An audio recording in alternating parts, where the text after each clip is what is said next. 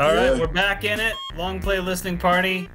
Howie here, whole crew, Nate, Royce, and Effie Curry, whose wonderful record, Curve My Enthusiasm, we'll be listening to the second half of. If you missed the first half, jump back a week and catch up. It's an excellent record. And Nate, why don't you just go ahead and fire it up? Plenty of great music to listen to.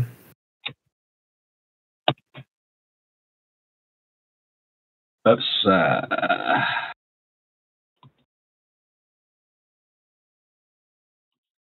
That's not the. That's the first part. Side one. No, give us side two. No, we don't want to listen to the first side again. I mean, I would. We do. We will later. But for the show, we want to listen to side two. Your episode became 3 weeks. Right. I'm special. I got 3 weeks. That's not the point of this right now. My next album might need one. I might do a dual album. I vote in favor of the double album. Yeah. See, we're on the page. Yeah, I'll second that. I'll second that emotion.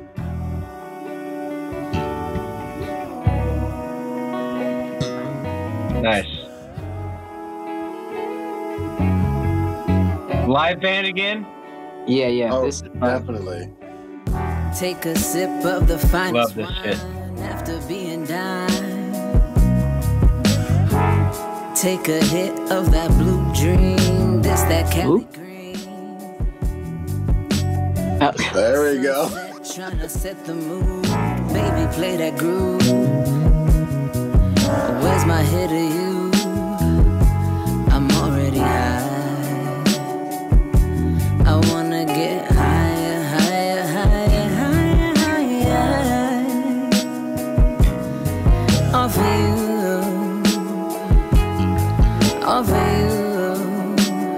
Yeah, I can see this coming across real nice on a tiny desk.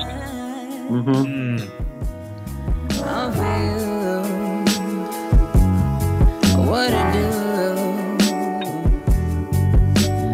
I can tell that you believe it, begging me to stay the weekend.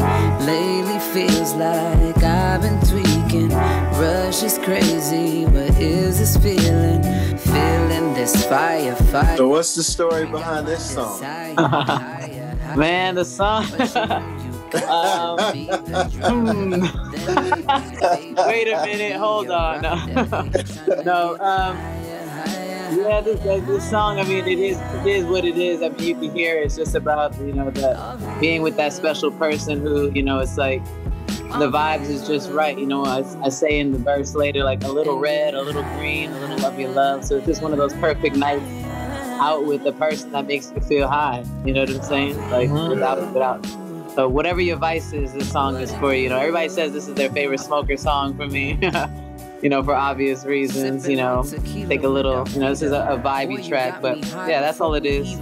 I just thought about a good time. I'ma call you Poppy, I could be your senorita. I really want you now, might even say I need you. Don't take I love the guitar. It gives me a little bit of a Maxwell vibe. I'm a huge Maxwell fan. Yeah. Yeah, exactly. The song inspires everything. It's super inspiring. That's funny because I was thinking more like Erykah Badu. You know what I mean? Yeah. Sure, yeah. I get that a lot. I hear that a lot. For real. I'm not surprised. You said you hear that a lot? Yeah, I get that. I get a lot of Lauryn Hill vibes. A lot of people give you that.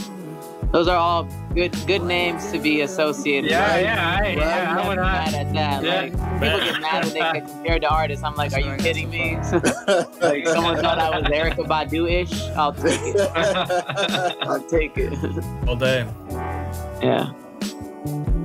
So that was higher. So hopefully got a little higher off of the higher.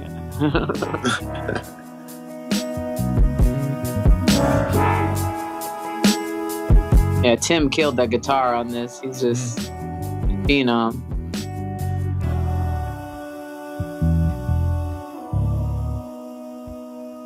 Who was on the bass? Tim as well. Oh, okay. Okay, man.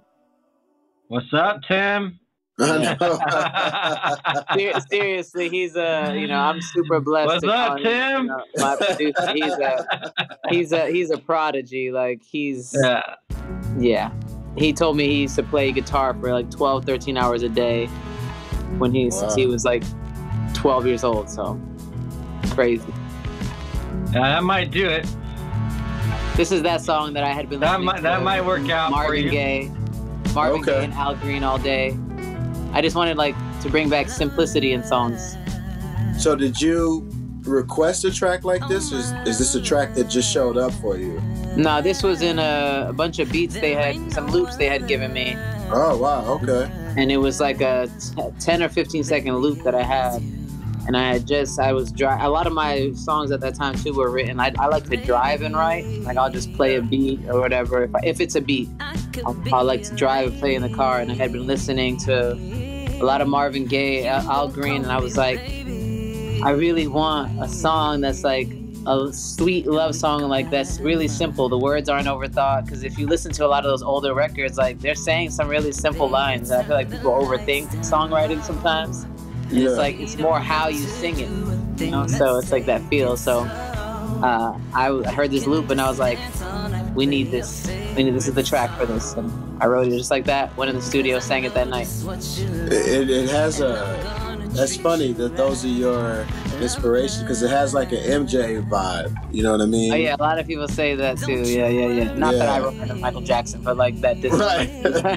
Yeah, right. No, man, that's a good comparison. And like, man, I mean, is that off the wall record? I mean, if it's your influence, that's your influence, and like, Human Nature is one of my favorite songs ever. Oh man, in life. So if I could ever write something close to that, Oh yeah. Just even melodically, I can't imagine. I mean, you write something like this, and I'm not thinking. I mean, I agree with you, but I'm not thinking. This is Michael Jackson ripoff, man. Like when Royce brings it up, I'm like, yeah, I feel that, but like it's not. No, I know that's not what you were saying. No, I know that's what you're saying, but when you pointed out that how you kind of heard that. Like I was like, oh yeah, but I mean that's always a good thing, man. It's always Oh yeah, I always take it. Thank you. Like that's never gonna be a diss to me that I remind you of one of the greatest artists of all time. Oh darn. Yeah, for sure. They're just little touch points, little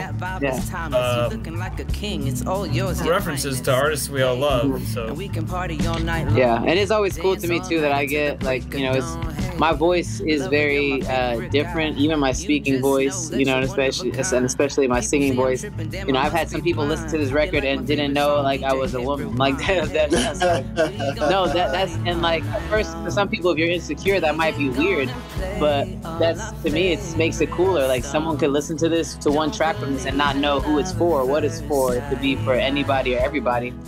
So that works in my favor. You know what I'm saying? So I love that. That doesn't weird me out. Someone did tell me they listened to my album and then they met me and they were like, I thought you were tall. I was like, yes, I give off tall energy. I'm cool with whatever vibe you get from the album, as long as you felt good listening to my album. I don't care what you think I am. Right. Just know that You feel tall. Yeah, they're like, I thought you were tall. I'm like, oh damn, I'm only 5'4" on a good day.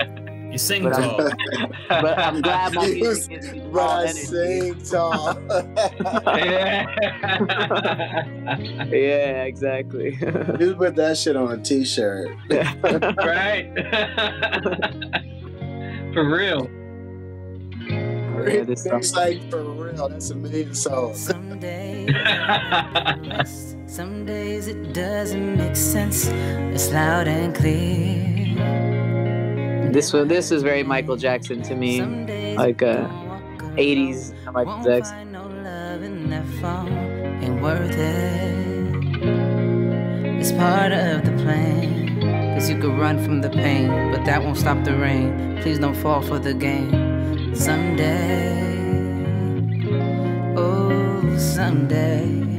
Cause you could run from the pain, but that won't stop. This is featuring Joe Black, who's, man, he's kind of the man. Some days you say that's just life. Some days are I mean, he's oh, someday. He's got some clout and some reputation. For sure. How did you meet him? How did that relationship develop?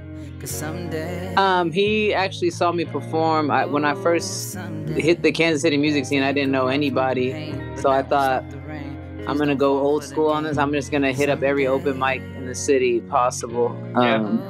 So he saw me perform at the Juke House in the Jazz District at 18th and Vine for Soul Sessions, and invited me out to one of his events to sing at an open mic. And then our relationship formed from there. He was looking for artists, writers to work with specifically. We weren't even making an album for me. It wasn't even a purposeful thing. It just kind of came up that way. That's how this album came about. And that's how his latest album as well came about. Cool. So did he kind of become sort of a mentor to you? Yeah, I would say for sure. Like, I mean, that was, like striking gold almost, for the first. For real. The first person to. You'll find your purpose someday. To like take you under their wing or something. Yeah. Yeah. Some days are days and there's nights. Someday.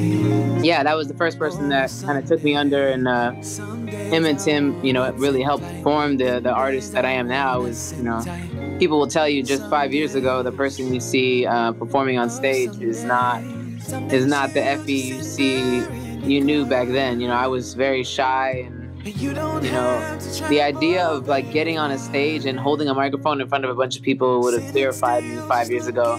And now I do it without even thinking twice. You know what I'm saying? And that's a lot of that comes from the confidence that they instilled in me to just go for it and be myself, and that being myself is enough. Do you remember specifically kind of any milestones in that development? Because that's a big change. Yeah, one of the biggest moments for me that when I said, wow, this is different, was I was invited to be the headliner for the Pride Fest this last year, and that was my biggest crowd yet. I saw that crowd build from the daytime to the nighttime, and I got on that stage and the keys weren't working. And that was a big deal. So I only had drums and a bass. And on top of that, none of the tracks that I brought with me were working for the DJ. So it was like, this is a makeover. I was, backstage, they were trying to push the show forward, trying to do everything to help make it happen and make it work. And at some point it was like, I have to go on.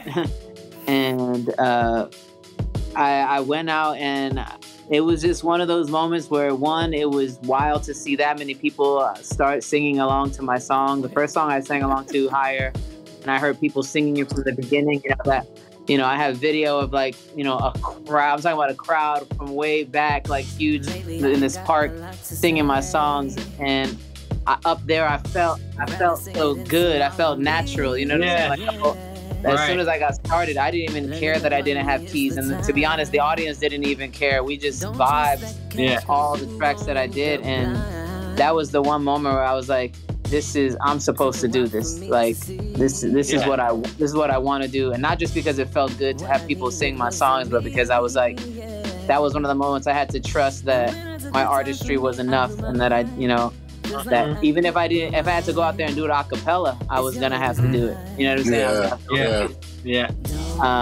That in that moment, and then seeing that big of a crowd, and that I still get nervous. You should always get nervous. If you stop getting nervous, you've gotten way too above yourself. But it felt so natural, just kind of navigating and moving up there, and I felt like, I found my place on the stage. So that was a huge milestone for me, and I got to celebrate that moment with my team, and which was amazing. And I'll never forget that day ever, for sure. Hoping to create moments like that. Yeah. After that, you can do anything. Yeah, no, it was, that was so I bet the first time here I got playing with keys after that, you're like, oh yes. So grateful for the keys player. Thank you. But shout out to the person playing Mikio and Brian, who was on the bass, who they helped make me sound cool. I always say the band, I'm nothing without a good band, and they rocked it too. I was like, I don't know how we're doing this, but it's happening. It's going down. Yeah. That is what. Yeah. Twice before you give up the naughty. By nature, you gon' like it, just don't end up sorry. Don't catch yourself rushing out here worried about glory. Mommy. This is a song. There's a little clip after this or before this where my aunt is speaking, and she had actually passed away during the making of this album. So this is for her. Sorry about that. Yeah, thank you. She was all about making art with what you have. You know what I'm saying? She crafted. Her medium was more like physical art. Like she made things out of whatever she had in her home, plastic spoons, all that. But it would all turn out beautiful, and it was that was what this project was too. Was me coming out of this space of like I'm working 2 jobs to get studio time, but I'm gonna make an album by any means necessary, within my moral compass, of course. But it was, she was definitely the passion behind this album of like, you always have everything you need. You know what I'm saying? And always to make that dream happen. That was that short interlude, Dreams. Yeah, that's her talking. Yeah. That was shortly before she had passed. She had, I'm from the Bronx, New York. That's where I grew up, and she was still living in the Bronx at the time that she passed, and she had been living in the same apartment for decades. And they finally redid her kitchen. Like that was her play, like finally. And so she finally got to see her dream kitchen. That was that moment they recorded it. And so it was. She loved the simple things in life. So that was. I'm glad I had that moment. Yeah, that's dope. I like that. I'm cool on it. Yeah. I've been cool. I was wondering what the story was behind that one. Say you wanna do this, do that. Say you wanna pop all them tags. Say you wanna spend all them bags. But I'll bank on these raps. I'm cool on it. Nah, I've been cool on it, honestly. I just want your company. This is the one with Dom Chronicle. Yeah. He's super dope. Artist out here. So let's ride. As soon as I wrote this, I knew I needed him on there. Word. I didn't mean to cut you off. What were you saying? I was just gonna say, I guess prior to you, Steady P recommended we reach out to Dom to see if we can get him on the show. So we've got the next several booked, but we're hoping to connect with Dom at some point. He's super dope. I'm hoping to work with him again soon. Gotta win before you lose your chance. Smoking mirrors got you in a trance. She fuck with it, G, cause I align the chakras. Beat the power lever that you see in the scouter. Gotta fit my schedule cause my time is priceless. Mind is psychic, girl don't fight it, you my bitch. Your design is so timeless. Don't got time for a side chick. Even though I got options, Virgo, Gemini, or a Pisces. My niggas be mobbing with an abundance mindset. Baby girl, roll that weed up. Hit my line, we gon' meet up. Yeah, we gon' meet up. Hey. It's a nice fit that right now, this part is kind of melodic. So that's a nice fit with what you're doing, and sometimes you kind of live in that middle space too. That fits right in real nice. Yeah. Told you I ain't got the time. So make sure you certain when you hit my line. This for legacy, so you know I'm gon' grind. Yeah, your voice. Yeah, that's fire. Thank you. How do you I might have to hit you up on a couple healthy and ready to perform What happened? after a long day's work? Do you have any tips or tricks or secrets for keeping the voice healthy and ready to spin in the studio? I'm not gonna lie. You would think I want to hear myself doing something disciplined because, like, a lot of these songs were me like I had just smoked or something. That's which is not healthy at all for your voice. So it's like I can't even say like weed. Of course, we're just talking about weed, but yeah. I mean, now I'm learning as an artist and having to take care of my voice to do certain things. But honestly, I think that kind of lent itself to my voice too. Is like it can be imperfect. It can be sometimes pitchy. It has a rasp to it. I've always had this deeper voice since I was a little girl. But it's just there was no trick. It was like, to me, it was like, what note could come out today? No, it's very clear. You can sing. You can sing. You can hit notes. Yeah, you know what you're doing. This one I hit some higher notes. I feel like I got some notes on this song right here. But I'm feeling that like just smoke, raspy, kind of like. Yeah. I like that vibe. That's what I was saying. Like, I might need to hit you up on a couple of things.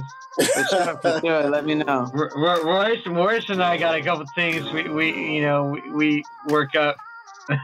Yeah, let me know. Just let me know. Hell yeah. It definitely lends character to your stories, for sure. You know what I mean? Oh, man.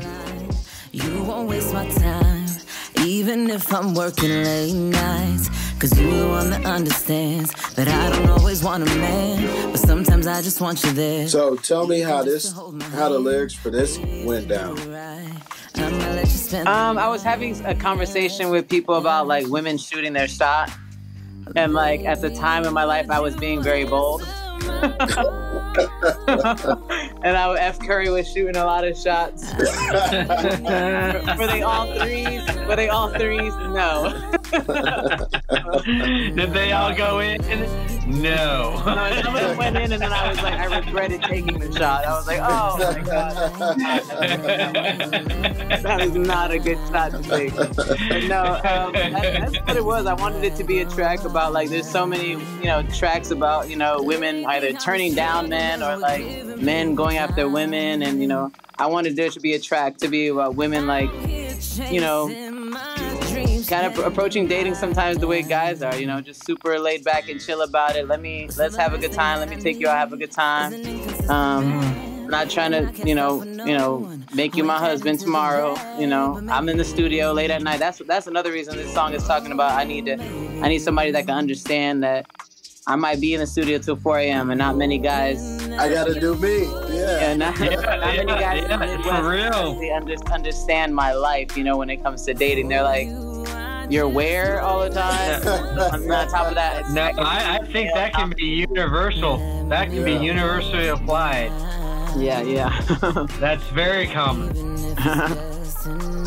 I'm gonna skirt that.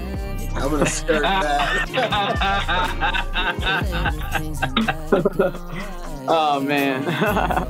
In my new whip, I'll be looking too slick. Ain't too many fellas that Effie been cool with. We could get our shine on, faded till we so gone. If I'm drunk, I really love that. Like I listened to this record and I was like, that's right. You can just like have fun in the studio.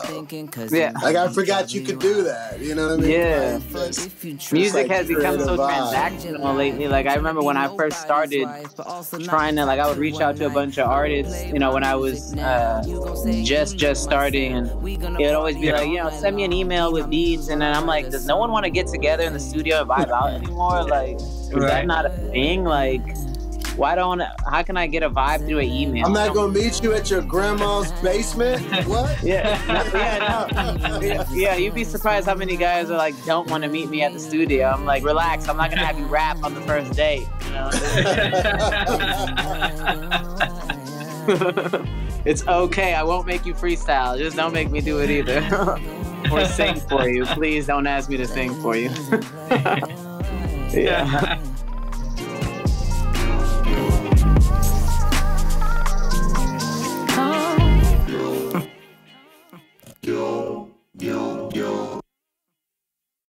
Is this the outro, Nate? Yeah. That is the outro, right? That had that early '90s R&B kind of vibe to it. You know what I mean? Like Ralph Tresvant or somebody talking to me on a track. You know? Yeah, I like that. That people always tell me I have a good voice for radio and stuff like that. So I wanted that touch of that nostalgia of, like, you know, old school late night radio you listening to. It's like, you are now tuned into, you know, like, no doubt. You know, like, have those vibes. But also, are you guys familiar with the show New York Undercover? Like, do you remember that show? Hell yes. Okay, yeah. So shit. Yeah, so they used to perform at this nightclub called Natalie's. They would always perform by a singer, like. So, like, a lot of this album, like, I thought of, like, okay, what if I was performing, you know, at a night at Natalie's and it was the Effie vibe? So I definitely wanted to. I have a lot of that '90s, early 2000s New York feel. Because that's my hometown, interjected into that, and that's where I imagined this album being performed, was at this, you know, seedy nightclub in New York City, where lights are low and I'm dressed in all black like my usual self, and I'm singing this album, and that's what came up. Wow. So now I got to go back and watch New York Undercover, muted, listening to this album. Yes. Yes. Okay. I love that. I really think the album does a great job of drawing on some of that stuff from the past that we all love, but it's not a throwback. It doesn't feel like it's from the past or anything. It feels very fresh, and I love that it has those elements mixed up together. Thank you. Yeah. Thank you so much. I appreciate that. It was cool listening to it with you guys too. That was fun. Again, I don't listen to myself regularly, especially like once it's out. It's out. You know? Time for the so. I mean, and that's like. And that's kind of like why we like doing the show, because we also feel like you work on albums with, you know, you work on albums with the band or with yourself or whatever. And after that, you know, you put it out and it is what it is. But like, to have, you know, it's nice to be able to kind of talk about it to people. Talk about it with people other than, you know, just when you're making it, and maybe like look back on it a little bit. And it just feels like that is something that, I mean, I enjoy doing. It feels like that the people that we've also talked to kind of like doing that too. And you know, we also enjoy listening to the music. It gives us a chance to really listen to music, because it's hard to, I mean, I try to keep on top of like new music coming out, but a lot of times it's just like you hear, you know, maybe a song or two or parts of songs, and you don't get a chance to sit down and really attentively listen. So this is the kind of thing that allows us to do that. And so, to be able to do that with the artist who made it and to hear your side of the story, it is I appreciate that. So I appreciate you coming on and being willing to kind of share that part of it.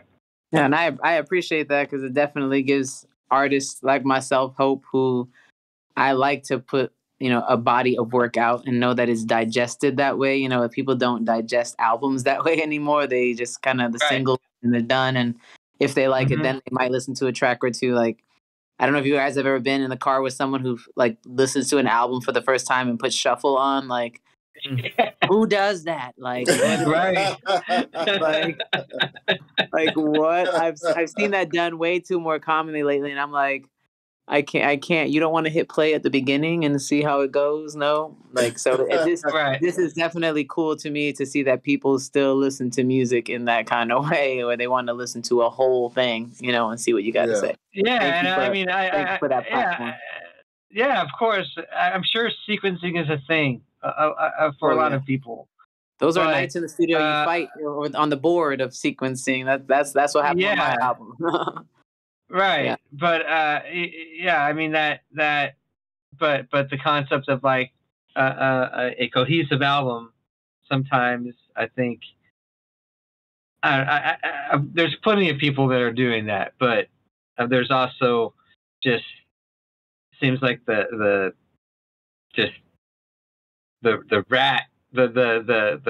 hamster wheel of like just like content and singles because you don't have the time to sit down and like really think about an album and putting something together that makes sense as a whole thing. So I mean, that's a lot of the advice I'm getting now is like 50-50 I've got people giving me advice, to just start churning out more singles because I have so much music, just put it out as singles. But then I'm like, but no, I want it to be part of this, body of work. But, either way, you just got to go with what feels good or what's going to sell the most. I don't know. We'll see where my spirit leads me. Either way, the music got to be good. That's all I care about before I put it out. I don't care if it's a single or an album. It all got to be good or you won't hear it. That is not a lie. No, at all. And you can do both. Do both? Yeah, that's true. You can always do both. So that's very true. And whatever you decide, we're here for it. We're in on Effie Curry. Listeners, you just heard Curb My Enthusiasm. You can follow Effie on Instagram at FCurry, EFFCURRY.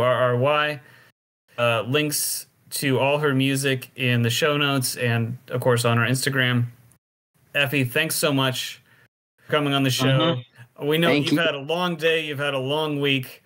Yeah, thank you very much for hanging out. I appreciate you. And we really appreciate you coming on. Yeah, thank you very much. I appreciate you guys, for real. Y'all have a good one. Take care. Yeah, you too. It's been the Long Play Listening Party. Yes. All right. Peace.